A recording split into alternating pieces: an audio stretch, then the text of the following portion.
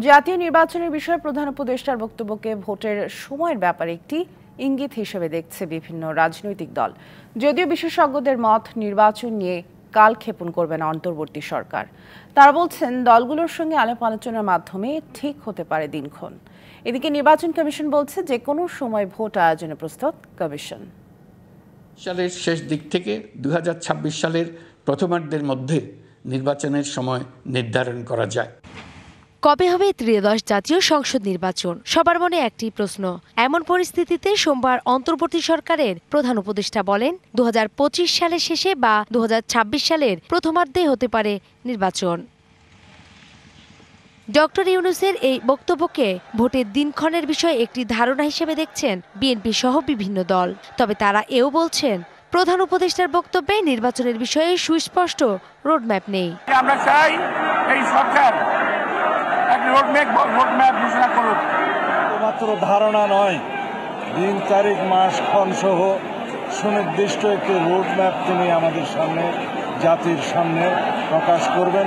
25 বছরের ওয়ারেন্টিযুক্ত দীর্ঘস্থায়ী দরজা প্রোটেক্টর, আধুনিক ও মজবুত দরজা।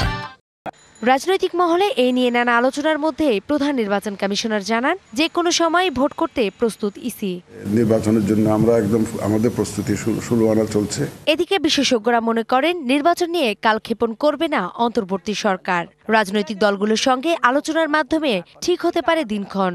আমরা মনে করি তারা একপক্ষ হয়ে কিভাবে একটা সুষ্ঠু, অবাধ, নিরপেক্ষ নির্বাচন করতে পারা যায় সেই সময়টুকু দিয়ে এবং সবাই মিলে বসে আলোচনা করে তারা এই দিনগুলি ঠিক করবেন। এই অন্তর্বর্তী সরকার তালবাহানা করবেন না, তারা জাতির কাছে তাদের শাসন জাতির উপরে আর চাপিয়ে দেবেন না। এদিকে রাজনৈতিক দলের নেতারা অনেকেই মনে করেন ঐক্যমত না হলে নির্দিষ্টভাবে নির্বাচনের সুনির্দিষ্ট তারিখ জানা সম্ভব নয়। উনি কথাবার্তা বলবেন সবার সাথে এবং এই কথার মধ্যে দিয়ে যাতে একটা ঐক্যমত্যে আসা যায় তার জন্য একটা ঐক্যমত্য কমিশনও করছেন।